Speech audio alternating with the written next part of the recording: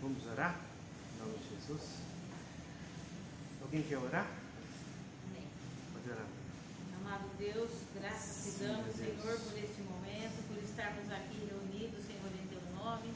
Nós te pedimos, Senhor, a tua direção, Senhor, usa a boca do teu servo, Senhor, vem falar conosco, traga entendimento, sabedoria aos nossos corações, Senhor, que nós possamos, Senhor, acrescentar ainda mais um pouco da tua palavra, Senhor, do teu alimento nesta noite, Senhor. E eu oro agradecendo, Senhor, pela vida do Kleber e dos irmãos aqui presentes, Senhor. Eu agradeço por essa oportunidade, Senhor, de podermos estar aqui, Senhor, em teu nome. E é no teu nome que eu oro e agradeço. Em nome de Jesus. Amém. Amém. Glória a Deus. Pode se sentar. Então a gente vai dar continuidade ao estudo, lembra, né? O Sermão do Monte, dos 5 capítulos, dos 3 capítulos, né? Do 5º até o 7º. A gente falou sobre as bem-aventuranças, falamos sobre a lei do Senhor, né? Que Jesus veio para aperfeiçoar a lei. Então, e também agora nós entramos no capítulo 6, referente à retidão do cristão. Então, como que o cristão deve se comportar, como o cristão deve obedecer aos mandamentos do Senhor.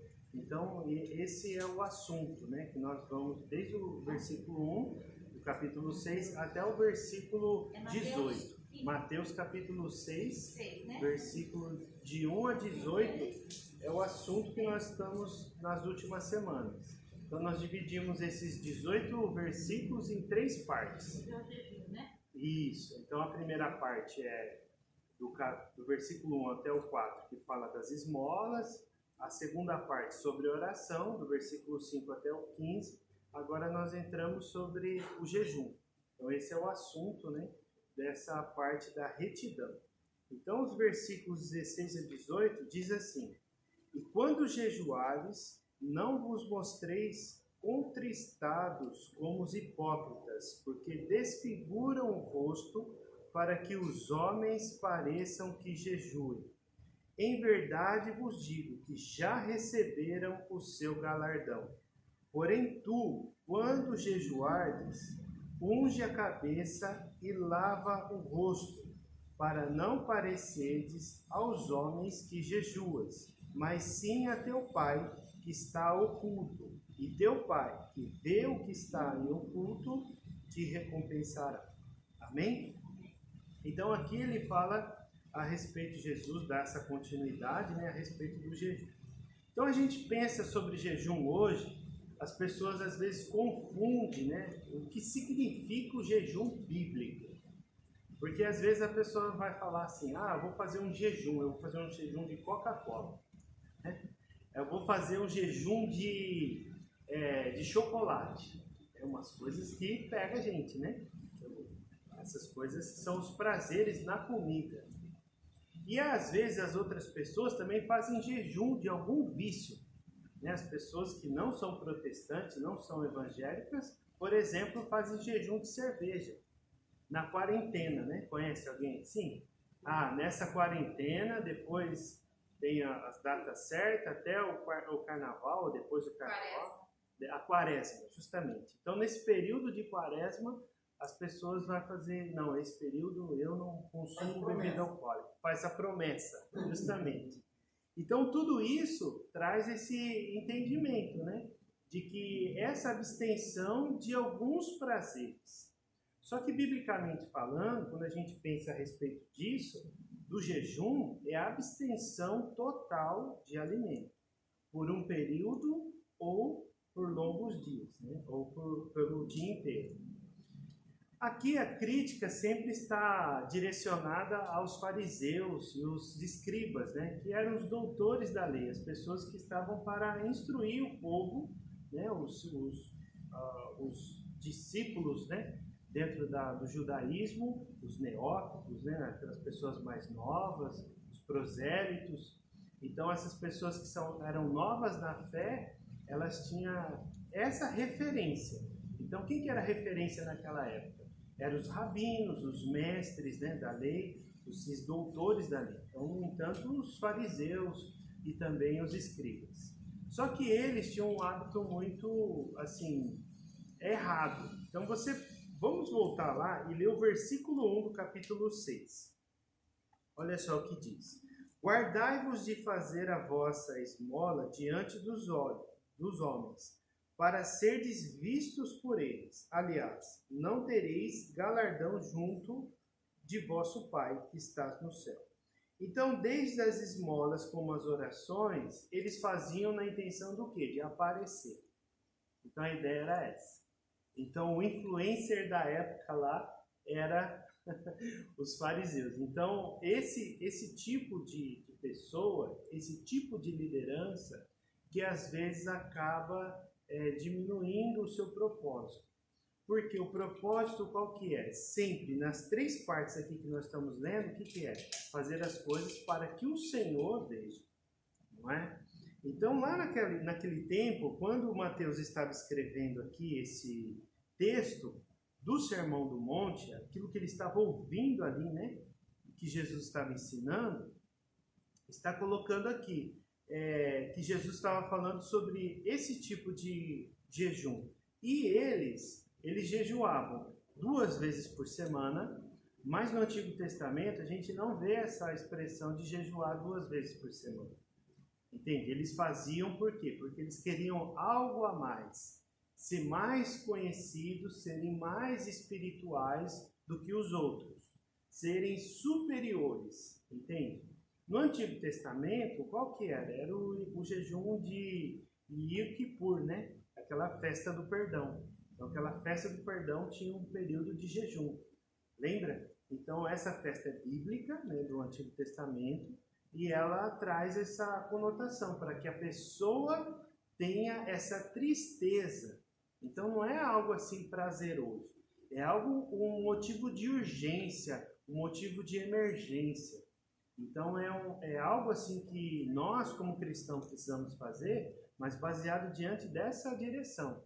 Essa direção de você se arrepender principalmente dos seus pecados e dos pecados dos outros. Então é um momento delicado, é um momento espiritual que você vai tirar para ser consagrado a isso, para você ser separado para isso, mas agir de outra maneira naturalmente, coisa que eles não faziam naquela época, entende?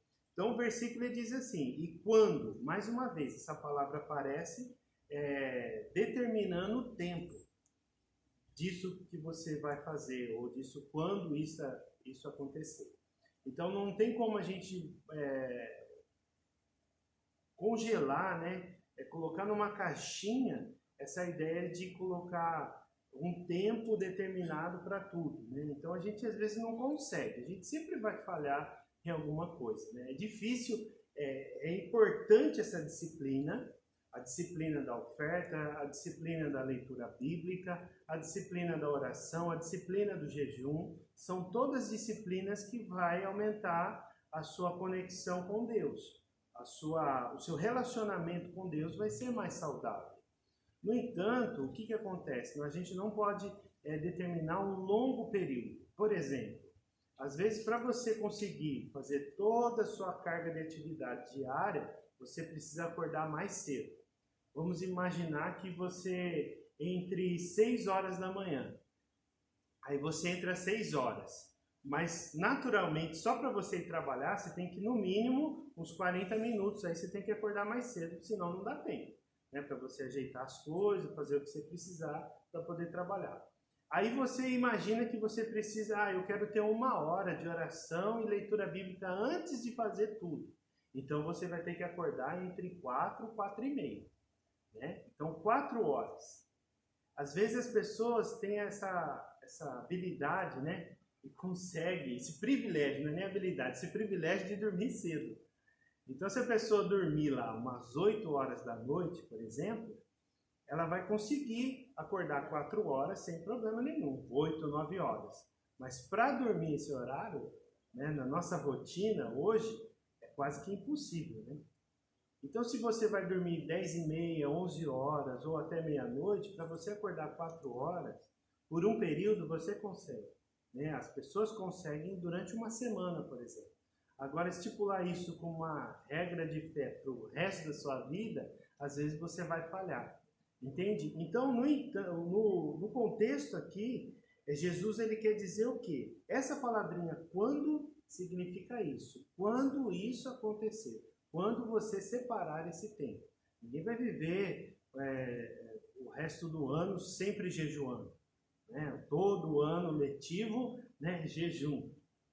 É quase que impossível isso. Mas, às vezes tem períodos. E não é isso que Deus está pedindo para a gente fazer por conta de ser algo assim rotineiro, né? Todos os dias. Não, é algo quando for necessário mesmo, uma causa muito importante. E eles faziam isso 2 vezes por semana.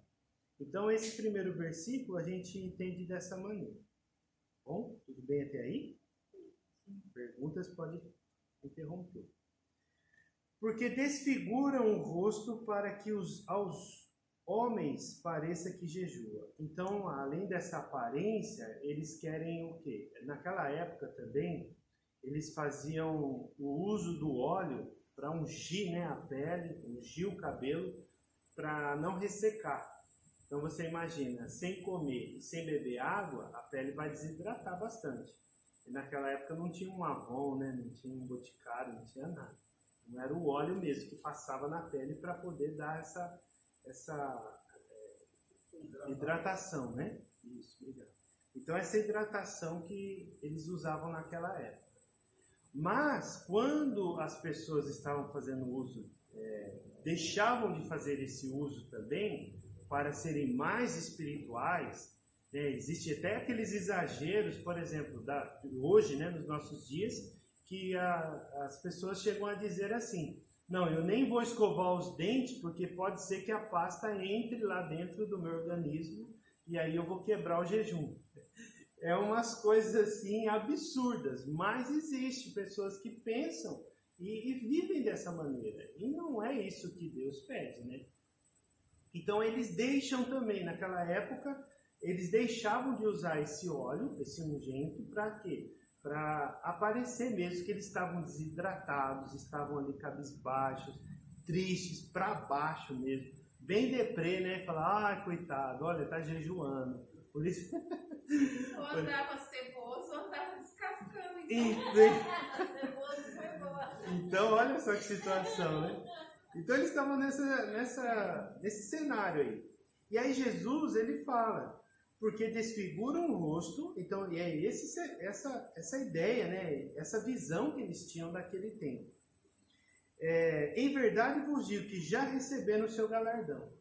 Se as coisas espirituais nós fazemos, essas práticas espirituais, nós realizamos essas atitudes para glorificar o nome do Senhor. Agora, se nós fazemos para glorificar o nosso próprio nome, então a gente já recebeu o nosso galardão. Para dizer, eu fiz uma boa ação, entreguei uma cesta básica, aí tirei um selfie, né? Todas aquelas coisas, aí eu fiz tal coisa. Tira uma foto do cartão do dízimo. Olha, eu sou fiel, esse ano foi certinho, não faltei um. Então essas coisas é para receber a sua própria glória, a sua recompensa, o seu galardão. Então aí Jesus ele está ensinando aqui que isso não é correto. Aí ele diz no versículo 17, né? Porém tu, quando jejuares, unge a cabeça e lava o seu rosto. Quer dizer o quê? Agora é um crente 007? Não vai ser um crente 007. Porque ele não vai ocultar essa prática. Não é essa a ideia que Jesus está querendo ensinar aqui. Não, você vai andar disfarçado, ninguém pode perceber que você está jejuando. Então você vai andar igual um robozinho lá, fazendo todas as suas coisas, para ninguém perceber, porque se perceber, pronto, já estragou a sua espiritualidade. Não, não é isso. Jesus ele está dizendo o quê? Haja naturalmente.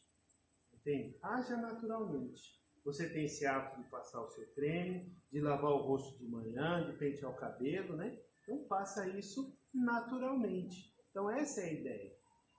A ideia é para que as pessoas não fiquem olhando para você e admirando a sua atitude.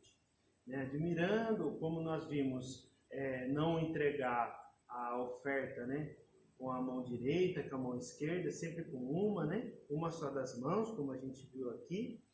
Mas quando tu deres esmolas, não saiba a tua mão esquerda o que faz a tua direita. Então quer dizer o quê? Quer dizer o mesmo princípio.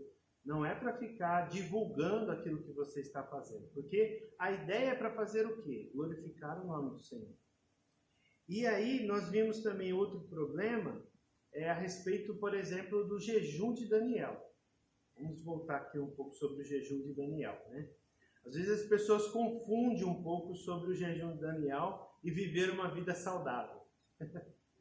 Não foi essa a ideia, por exemplo, do profeta Daniel quando ele chegou na Babilônia. Ele se absteve, lembra como a gente já aprendeu, né? Sobre as carnes que poderiam ser sacrificadas. Flávio Joséfo, por exemplo, que foi um historiador do primeiro século, os romanos queriam saber o que é a Torá, o que é a Bíblia. Então ele escrevia naquele tempo para os romanos ficarem sabendo. E ele falava que eram carnes vivas. Então você imagina o que estava na mesa do rei. Era uma coisa assim espantosa, né? Então você imagina, às vezes poderia ser até algo que eles matavam ali na hora e comiam, né? Cheio de sangue. Ou até as consagrações aos outros deuses. Então por isso Daniel se absteve. E nem vinho ele não tomava por conta que poderia estar oferecendo ali a outros deuses. E aí nós vemos esse princípio. E ele não ficou 10 dias somente fazendo esse jejum. Ele ficou esses 10 dias para que o cozinheiro assistisse ele e visse essa mudança, né? E visse que eles não iam desfalecer, não iam ficar triste, debilitado, não. Eles superaram isso e ficaram todo o período de 3 anos. Aí quando nós chegamos no capítulo 10, aí sim, ele entra num jejum dessa mesma maneira. Porque a Bíblia diz, vamos ler lá, Daniel capítulo 10. Daniel capítulo 10, os primeiros versículos a gente já vê essa história. Daniel capítulo 10, a partir do versículo 1. Diz assim, ó, no ano terceiro de Ciro, então você já imagina, já passou Nabucodonosor, o seu filho, Ciro, depois a gente vai chegar, ele já é o último, né? No ano terceiro de Ciro, rei da Pérsia, foi revelada uma palavra a Daniel, cujo nome se chama Belteshazzar. E a palavra é verdadeira e trata de uma guerra prolongada.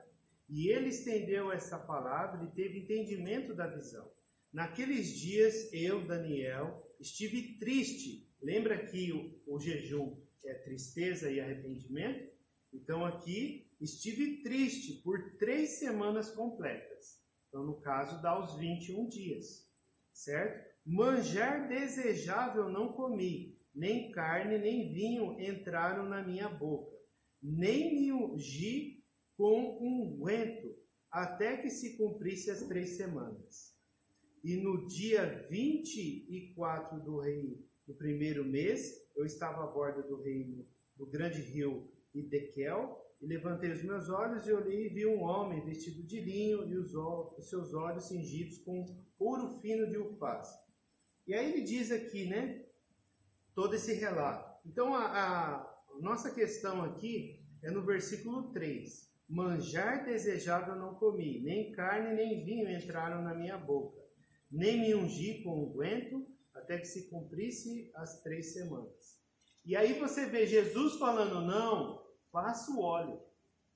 Entendeu? E ele está falando o quê? Não ungiu. Porque ele queria tirar todos os prazeres, tudo aquilo. E ele estava num lugar, né, reservado. Ele não estava ali, eu acho que na sua fluidez, na sua atividade. Então, por isso, quando a pessoa tem aquele privilégio, né, de, vou ficar 3 dias aqui separado, só buscando a Deus, orando, então vou passar um tempo de jejum, né? Então ela está ali reservada, ela não vai precisar, ela não está em contato com outras pessoas. Mas como é raro essas situações, então Jesus está falando, não, pode agir naturalmente, entende? Olha só que diferença. Então, essa questão de vida saudável é um lado positivo, né, que a gente aqui no Ocidente está preocupado. Mas lá no Oriente eles já têm mais vida saudável do que a gente. Né? Entenderam a diferença? Tudo bem até aí?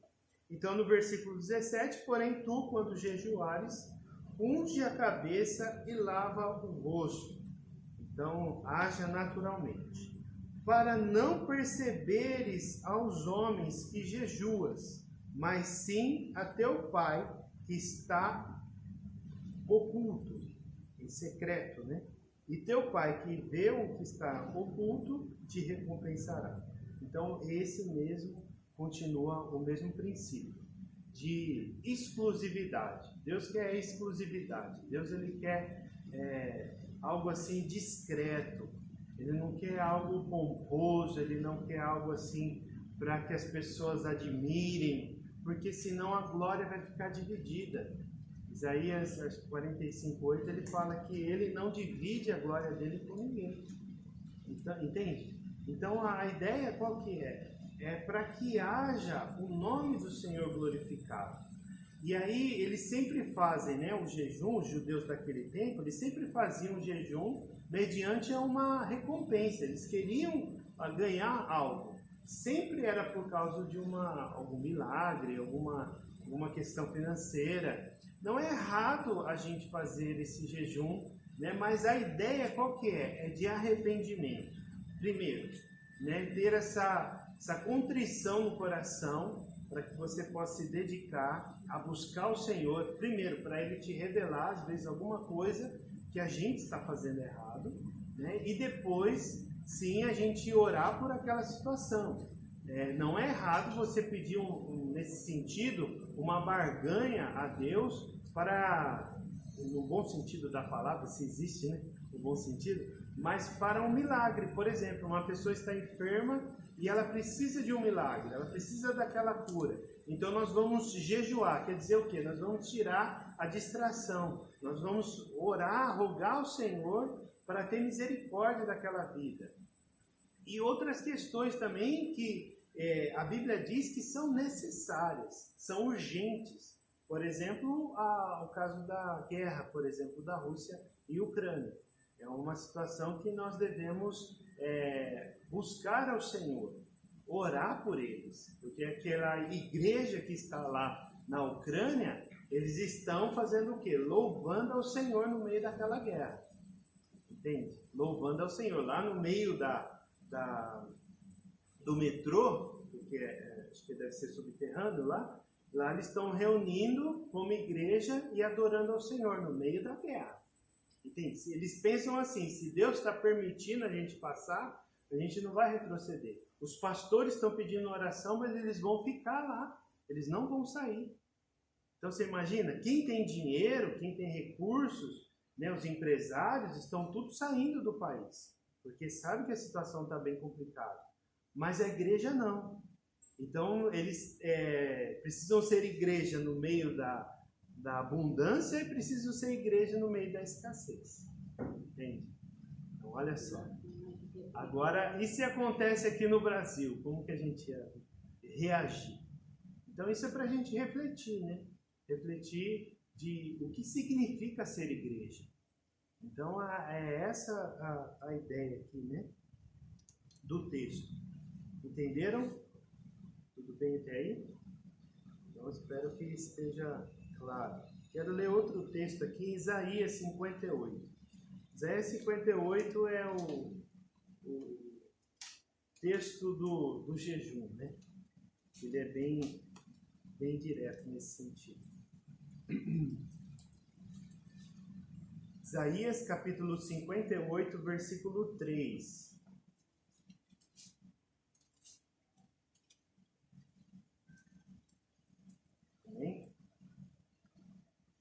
Diz assim, no versículo 3, vamos ler até o 12, tá? Dizendo, por que jejuamos nós e tu não atentas para isso?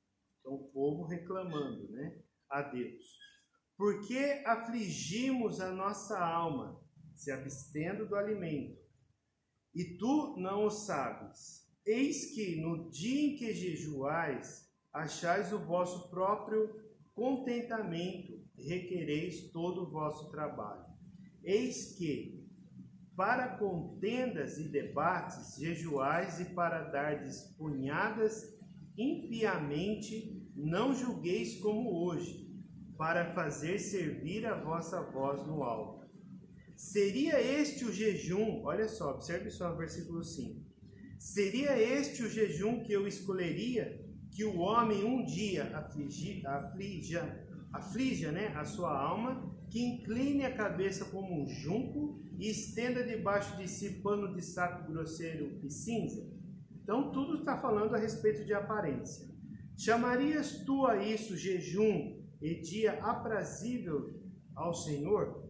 Porventura, versículo 6, não é este o jejum que escolhi, que solte as ligaduras da impiedade, da injustiça, que desfaça as ataduras do jugo, da escravidão, e que deixes livres os quebrantados e que despedaces todo jugo? Então, só uma paradinha aqui, quer dizer o quê? Não adianta a gente jejuar, entende? E continuar com as práticas pecaminosas.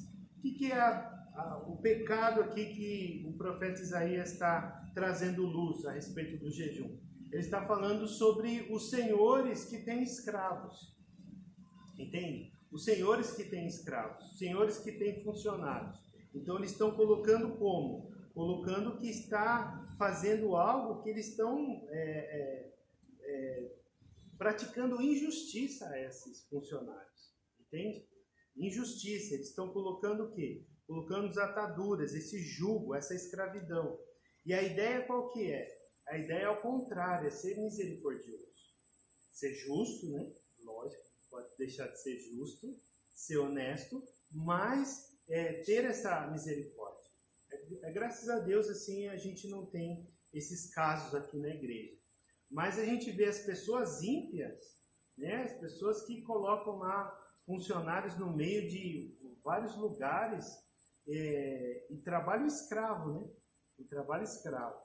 Então não é trabalho escravo de muito trabalho e pouco funcionário. Não é esse tipo de trabalho escravo que a gente está se referindo. Aqui nesse tempo é o quê? Aquela pessoa que não tinha voz. Entende? Hoje, graças a Deus, pela democracia, existe sindicatos, existe CLT, existe vários direitos, né, trabalhistas, mas naquela época não. Naquela época era coisa terrível. E por isso ele está falando, o que adianta jejuar e querer ser atendido, querer ser abençoado por Deus, sendo que você não está praticando dessa maneira? Então o profeta ele está trazendo isso. Vamos prosseguir aqui no versículo 8. Então, versículo 7, perdão. Porventura, não é também que repartas o teu pão com o faminto, recolhas em casa os pobres desterrados? E vendo um nu, o cubras e não te escondas daquele que é da tua carne?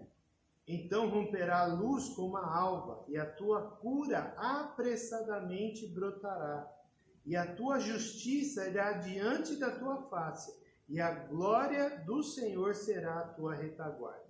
Olha como que muda aqui, né? Quando a pessoa pratica a piedade. Então, a pessoa piedosa, né? Então, essa pessoa ela está querendo exercer o amor dentro da misericórdia de Deus.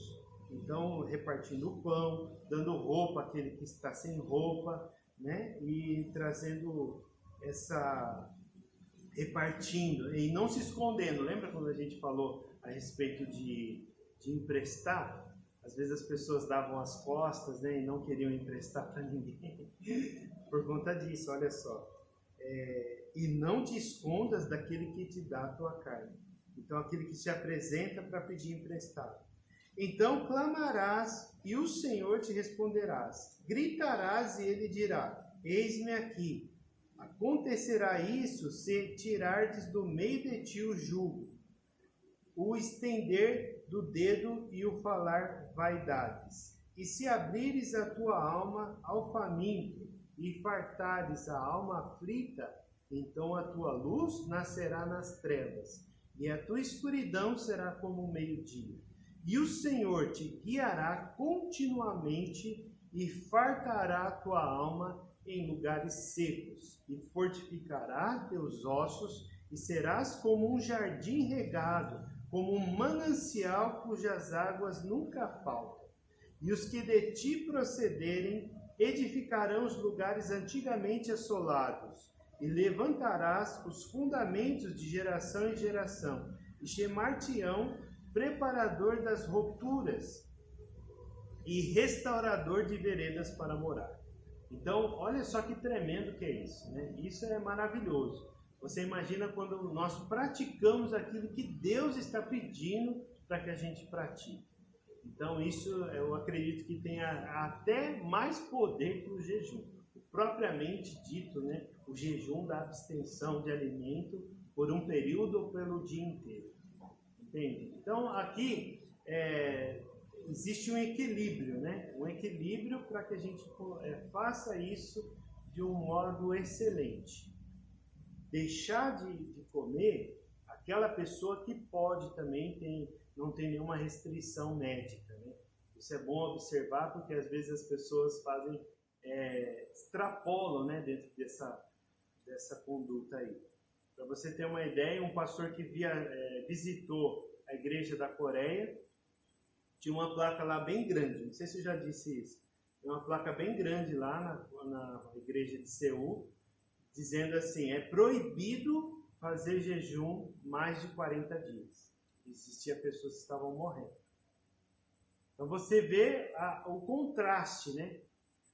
Quando o Martin Lloyd Jones escreve lá, né, a série que ele pregou todo domingo de manhã a respeito do Sermão do Monte, lá na Inglaterra, foi um pastor, ele era médico e deixou, né, seu serviço para se dedicar na sua vocação, vamos dizer assim. E aí ele estava pregando todo domingo de manhã na escola bíblica, né, dominical, lá daquela época, a respeito do Sermão do Monte. E ele disse que naquela época, que faz mais de 50 anos que ele escreveu esse livro, 70 anos, ele disse assim que naquela época, né, 60 anos atrás, não existia, tinha dificuldade das pessoas jejuarem. Não era comum as pessoas naquela época jejuarem. E hoje? Aí a gente fica pensando, né, fala, meu Deus, poderia ser diferente essa realidade, né? Poderia ser mais jejum, né? Mais jejum para santificação, para você buscar ao Senhor. Então, sempre a direção, o propósito, o desígnio precisa ser na direção do Senhor. Então, aquela pessoa que pode, deve fazer para poder ter esse relacionamento mais saudável. Né? Amém, queridos? Glória a Deus. Perguntas? Então eu vou perguntar para você. Na verdade, o jejum é uma forma que a gente tem de expressar o domínio próprio. Né? Sim.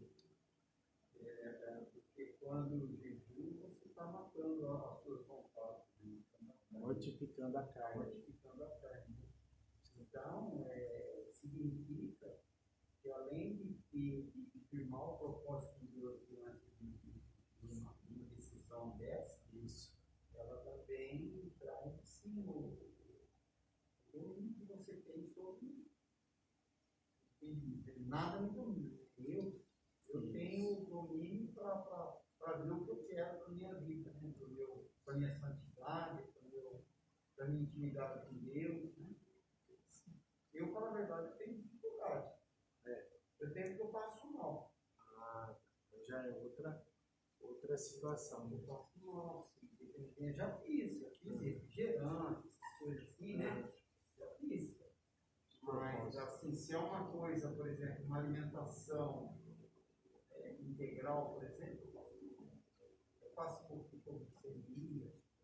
Então, eu tenho alguns que eu nem tomo frente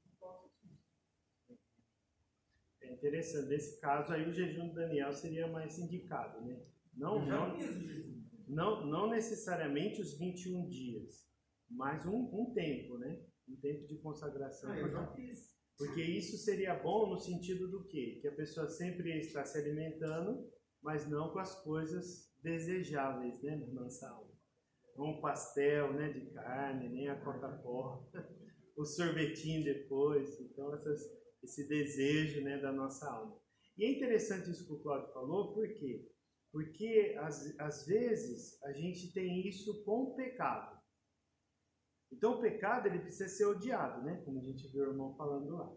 O pecado precisa ser odiado. Só que, às vezes, a gente tem prazer nele. Né? O prazer da maledicência, o prazer do orgulho, o prazer disso, daquilo outro, desses pecados. E aí é onde que traz esse domínio próprio, né? Esse fruto do Espírito. Porque você veja bem, o fruto é uma árvore, né, que dá ali o seu fruto. Então, quando nós temos o Espírito, o fruto está lá. Então, a longanimidade, a benignidade, tudo que está descrito lá em Gálatas capítulo 5. E um deles é o domínio próprio. Então, a gente precisa o quê? Né? Estar se enchendo desse Espírito para demonstrar esse fruto. E veja bem, olha só como que é interessante isso. Porque quando nós deixamos de expressar uma dessas características, quer dizer o quê? Que está faltando o Espírito Santo dentro de nós. Não é? E o jejum ele vai auxiliar essa consagração. Né? Porque às vezes a gente gasta muito tempo com muitas coisas. E isso não deveria ser assim. Né? Deveria ter mais tempo, por exemplo, contemplando a natureza. Um tempo de solitude, né? Um tempo onde que nós poderíamos tirar, por exemplo, uma vez por semana para ir num parque. Você ir num parque aqui na cidade mesmo, sem muito longe, mas ir contemplando aquilo que Deus criou. Numa beira de um rio, de um córrego, dentro da cidade aqui mesmo, nem precisa ir muito longe, mas você deslumbrar a criação de Deus. Isso traz uma reflexão, isso traz espiritualidade. Porque às vezes as pessoas deixam, né? Ficam no ativismo, ficam ali nas imagens, né, coloridas, e a gente tem um céu, uma chuva, tudo ao vivo e a cores aí, a gente acaba deixando isso. Por causa da carga horária, por causa dos compromissos, das responsabilidades que a gente tem, né, de fato. Mas, quando isso é exercido, então a gente começa a viver de uma forma diferente. A gente começa a viver de uma forma mais leve, sem aquela pressão, né, de dia a dia. É tremendo. Alguém mais queria falar? Por favor. Eu penso assim, quando Jesus fala no capítulo 6, que é para ser discreto, assim, eu falo, Jesus é transparência, humildade e simplicidade. Então, eu vejo assim, eu vejo dessa forma, que Jesus é isso, a gente tem que ser como Ele, entendeu? E geralmente as pessoas tentam levantar seu ego para em algum momento, Sim. entendeu? Até a gente mesmo, até a gente não se vigiar, você gosta de receber um elogio, você gosta... de repente a gente não é nada, entendeu? Até o fato de você estar em esmola para alguém é porque Deus te deu para você estar. Entendeu? Porque se Deus não tivesse estar outro para trabalhar, você não ia ter nada. Sim. Então, eu vejo assim, o amor e a simplicidade de Jesus, então, porque Jesus sabe quem você é. Sim. Jesus sabe quem você é, então não precisa tirar foto do dízimo. Não precisa tirar foto do ridículo, você abraçando o ridículo, então Jesus sabe. Sabe o que você está fazendo, né? Sim. É verdade. Deus tudo O pode. olho que tudo vê, né? Como Tudo diz a vê. banda. Né? Exatamente. A simplicidade é o amor dele, ele precisando dos filhos dele na praia, tudo na simplicidade. E Deus honra, e Deus, o Espírito Santo te ensina. Não precisa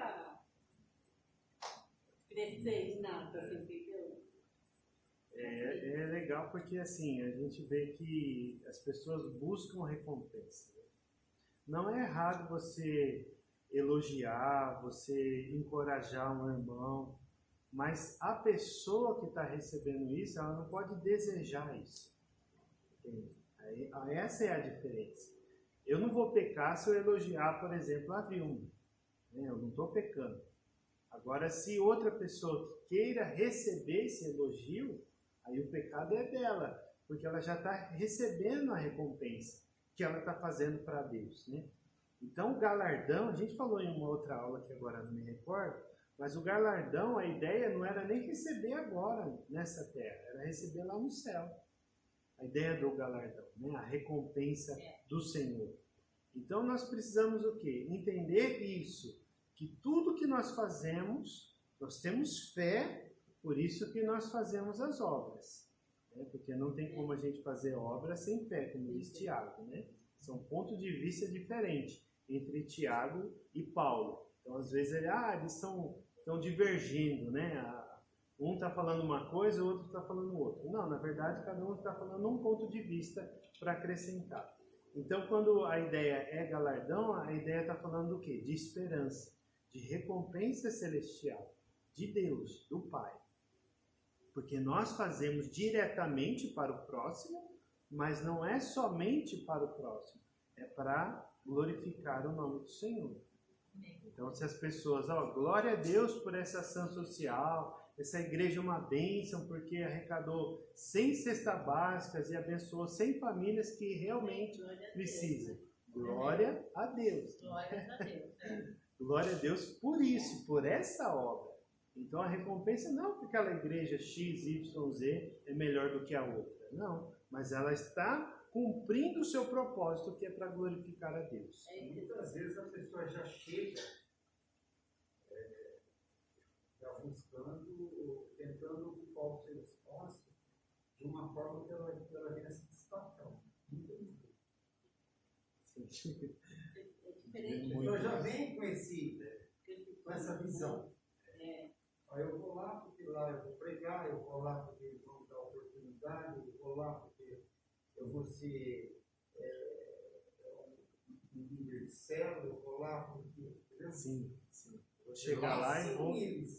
Lá eles vão me reconhecer, lá eles vão reconhecer os meus valores. Sim. Então é isso que vai. Isso. É diferente de dar honra a quem tem honra, é o que você falou. Se você vê uma qualidade da turma e você honra ela, você dá um manto e ela recebe, mas ela também não vai. Sim. Autopromover, né? É porque tem duas situações. Tudo bem que a gente não procura aparecer, mas às vezes assim, fica muito. Como que eu posso falar? Que nem, por exemplo, às vezes fica assim, você faz a coisa porque é obrigação, entendeu? Por obrigação para não ser cobrado. Eu digo assim, não é que você tem que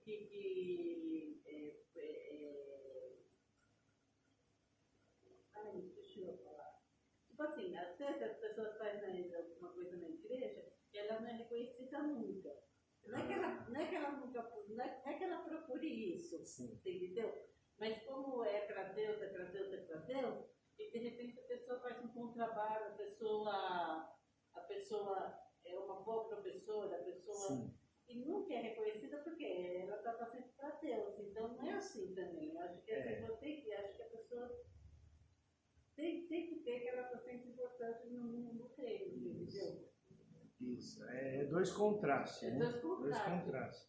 Porque uma ela não vai fazer para receber elogio, mas por outro lado, não pode existir uma ingratidão, né? Uma ingratidão, você tem que respeitar. Precisa agradecer, né? Por exemplo, por aquele serviço que ela está prestando. É um estímulo, né? Também, o agradecimento. É um estímulo, né? Uma forma de reconhecer o trabalho. Porque a Bíblia diz lá em Colossenses, né? Considerar uns aos outros superiores. Assim. Então você imagina, é esse trato, né?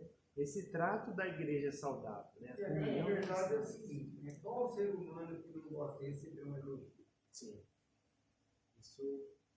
Isso é O problema natural. não é receber o elogio, é o que aquilo vai causar no coração da pessoa, eu acho. Porque é como o senhor falou, é legal a gente fazer um elogio para uma pessoa que merece. Sim. E isso não é errado, não é pecado. Mas como que eu, que estou sendo elogiada, vou receber isso? Como que isso vai entrar no meu coração? Não é? O que isso vai causar? Né? Pode subir na cabeça. O que isso vai causar? Quando eu recebo um elogio, eu tenho que saber que aquilo que eu estou fazendo é para Deus, ponto final. Que a glória é toda dele, não é minha, né? Ai, que Deus me ajude a continuar fazendo essa obra. Sim. Agora, como entra no nosso coração? Eu fui elogiada, eu sou. E aí já vira eu sou, né? É verdade. Eu lembrei de um rapaz lá do meu trabalho que, como entrou algumas pessoas novas lá, e aí eles vão vendo, né? Mais de fora assim, acaba vendo mais do que a gente que está lá mais tempo. Ele falou, aquele fulano lá, ele trabalha melhor, né? Ele trabalha de uma forma assim mais leve, né? Ele trabalha bem, ele executa aquela função dele lá de operador de uma forma assim diferenciada. Só que não chegam e falam para ele, entende? Isso que eu achei assim, falar, você e tal. E aí eu faço assim intermédio. Eu chego lá e falo, você foi elogiado, cara. E também faço isso com os novos, né? Quando as pessoas observam isso, falam, nossa, ele trabalha certinho, que ele está fazendo, né? Trabalhar certo é a nossa obrigação, né? Mas quando a pessoa ela faz hoje, né? Olha como está a situação. Quem trabalha certo está sendo elogiado.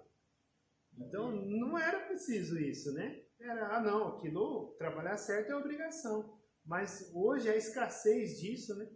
Às vezes a pessoa se destaca só de fazer o arroz com feijão, né? O trabalhar certo passou a ser exceção. Não entendi. O trabalhar certo passou a ser exceção. Exceção, justamente. E algumas vezes, quem trabalha certo ainda passa a ser criticado.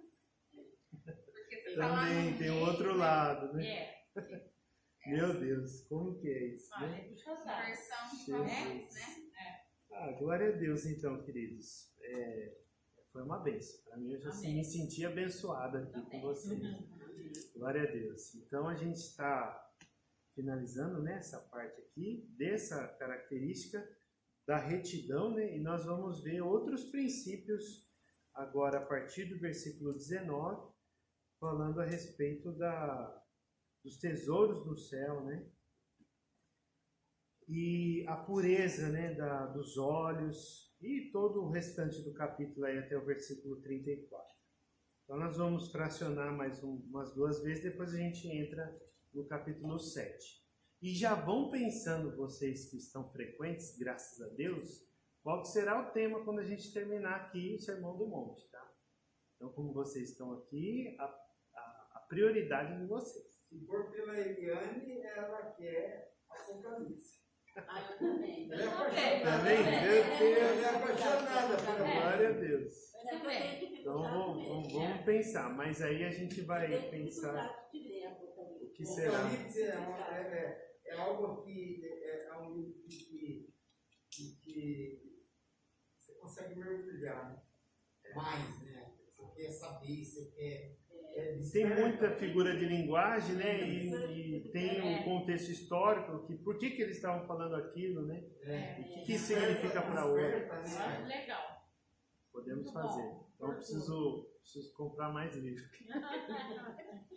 Para estudar mais. Tem só mais um minutinho? Sim, tem. A gente tem. Estava pensando na história de Esther, né? Falando sobre o jejum. Fiquei imaginando que se Esther tivesse agido como os fariseus aí na época, né? Para se aparecer, talvez o plano dela não tivesse dado certo, né? Também. De ficar lá aparentando que estava tantas horas, tantos dias